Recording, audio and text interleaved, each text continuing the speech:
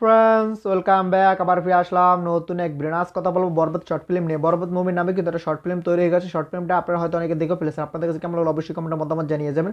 আমার কাছে কেমন লাগলো আমার ওপিনিয়ন শেয়ার করতে আমি চলে এলাম। তা জানতে হলে ভিডিও শেষ পর্যন্ত দেখতে হবে।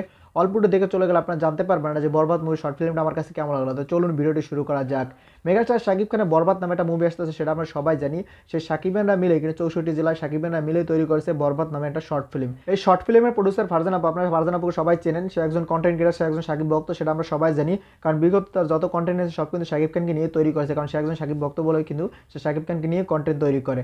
সে কিন্তু এই শর্ট ফিল্মটা তৈরি করেছে তার নিজের টাকায়, কিন্তু একটা শর্ট ফিল্ম তৈরি করেছে। মেগাস্টার শাকিব খানের বরবাদ নামে একটা শর্ট ফিল্ম তৈরি করেছে। এখানে কিন্তু শাকিব খানের যে দরদ মুভিটা কীভাবে পাইরেস হয় সেটা দেখানো হয়েছে, এমনকি কিছু অ্যাকশন সিন দেখানো হয়েছে। সেটা আমার কাছে ভালো লাগছে। আপনাদের কাছে সেই অ্যাকশন সিনগুলো কেমন লাগলো অবশ্যই আপনারা কমেন্টে জানিয়ে। যেমনকি ফারজান আপুর ফেসবুক পেজ এমনকি ইউটিউবেও এই শর্ট ফিল্মটা ছাড়া হয়েছে। আপনারা সবাই অবশ্যই সেখানে গিয়ে দেখে আসবেন এই শর্ট ফিল্মটা। আপনারা যারা দেখেছেন তাদের কাছে কেমন হলো অবশ্যই কমেন্টে জানিয়ে যাবেন। যারা দেখেন অবশ্যই গিয়ে দেখে আসবেন। এই শর্ট ফিল্মটা তৈরি করার উদ্দেশ্য হলো সকল সাকিবিয়ানদেরকে সতর্ক করা, যাতে এই বরবাদ মুভিটা কোনোভাবে পাইরেসি না হতে পারে। যেমন দরদ মুভিটা কিন্তু মুক্তির 2-3 দিনের ভিতরে কিন্তু মুভি পাইরেস হয়ে গেছিলো, এমনকি ইউটিউবে বিভিন্ন ইউটিউব চ্যানেলে ঘুরে বেরিয়েছিল, এমনকি সবাই কিন্তু ইউটিউব থেকে দেখে নিয়েছিল। হলে কিন্তু দর্শক কম টেনেছিল, যার জন্য এই মুভিটা অ্যাভারেজ গিয়েছে। মুভিটা হিট হয়েছে, কিন্তু মোটামুটি হিট হয়েছে, কিন্তু তুফান বা রাজকুমার এমনকি প্রিয়তমার মতো ব্যাপক সাকসেস পায় নাই। যদি ব্যাপক সাকসেস পেয়ে যেত, যদি পাইরেসি রুকে দেওয়া যেত।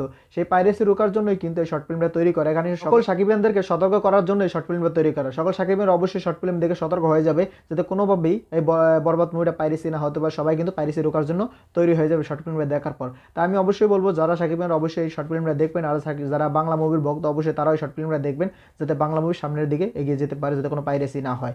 এই শর্ট ফিল্মটা বরবাদ মুভির পরিচালক মেহেদী তার পেজে শেয়ার করে দিয়েছে, যাতে সবাই দেখতে পারে শর্ট ফিল্মটা সাকিবিয়ানরা কতটা মুভিটা আগ্রহ সেটা দেখানোর জন্যই কিন্তু সে তার পেজে শেয়ার করেছে যে বরবাদ মুভিটা তারা কতটা এক্সাইটেড। অবশ্যই এখন এই পরিচালক আরও ভালোভাবে বরবাদ মুভিটা তৈরি করতে পারবে, কারণ সে দেখতেছে সবাই কিন্তু এই বরবাদ মুভির আগ্রহ আছে। আগ্রহ থাকলে কিন্তু আরও ভালোভাবে একটা পরিচালক মুভি তৈরি করতে পারে, কারণ তার যেহেতু প্রথম মুভি, তার প্রথম মুভি নিয়ে এত দর্শকের আগ্রহ, তার জন্য সে সুন্দর করে মুভিটা তেমনি বানাতেছে।